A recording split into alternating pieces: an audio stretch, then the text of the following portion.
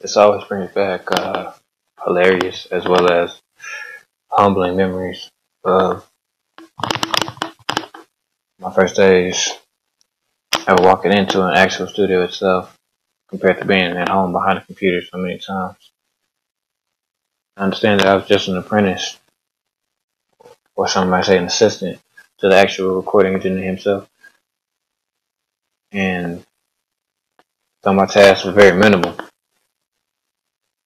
The one thing that he remembered to tell me is that there are going to be mistakes, there are going to be learnings and teachings, and to every little piece of this today, I need you to be a sponge. And to that, I thank him. Though it just started as me being the one who put the proofing on the walls and extending or descending something as simple as a microphone stand itself. Spending weeks just to get a track done. And though it might have infuriated some of the artists that I worked with, and of course the people that they hang around, it took me so long to refine that craft. And once I got my first actual track done, which only lasted about 3.5 minutes, I felt so accomplished and so enlightened until I look at the artist and he goes, "Cool, then let's start with the next one."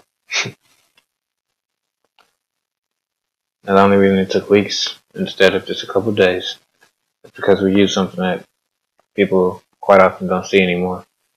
Something that might have even been something close to obsolete within the recording and the engineering industry, and that is analog.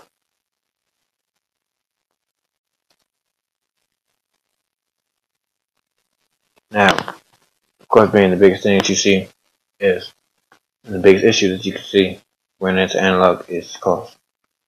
Cost, money. Whether it be the class machine itself, it costs $7,000.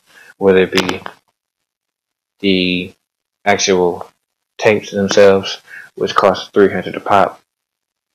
Whether it costs for refurbishing the tapes, refurbishing most of the equipment, whether it's even the availability just to find most of this equipment, or even studios that still use these equipments, is insane. But the smallest circle that you have to understand on this diagram that means the most to the artists as well as recording engineers and studio engineers themselves is the feel.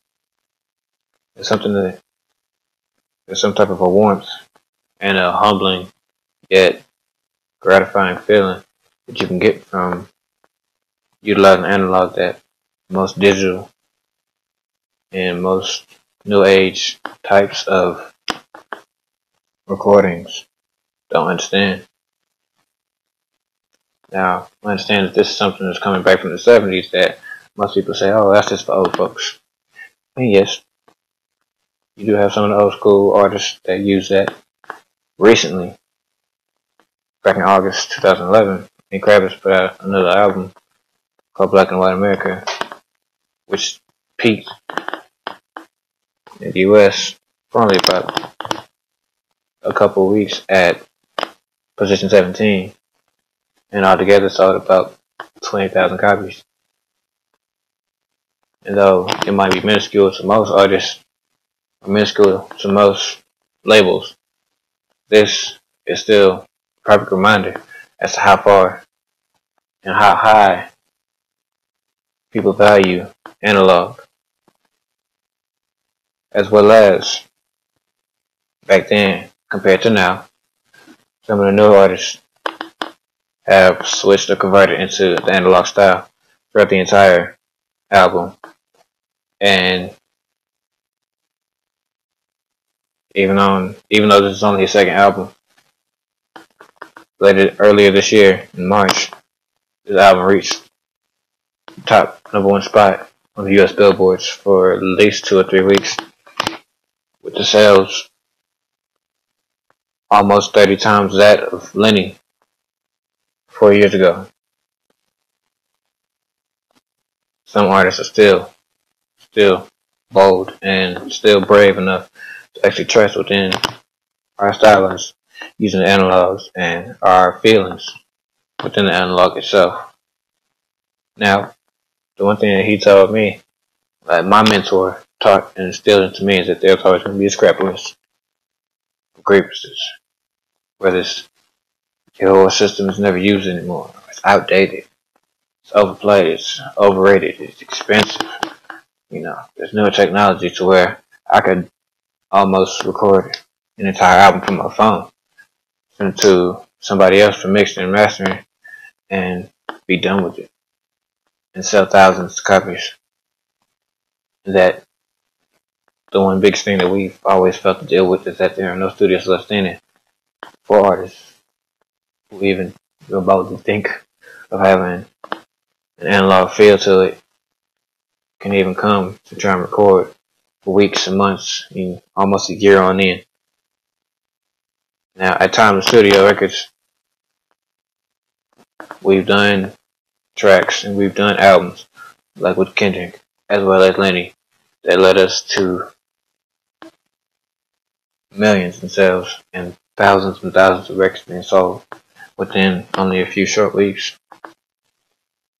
Even though there's only a couple of stuff standing over in Los Angeles, and a few in Texas, and Atlanta, and Miami, and maybe even a small number in New York.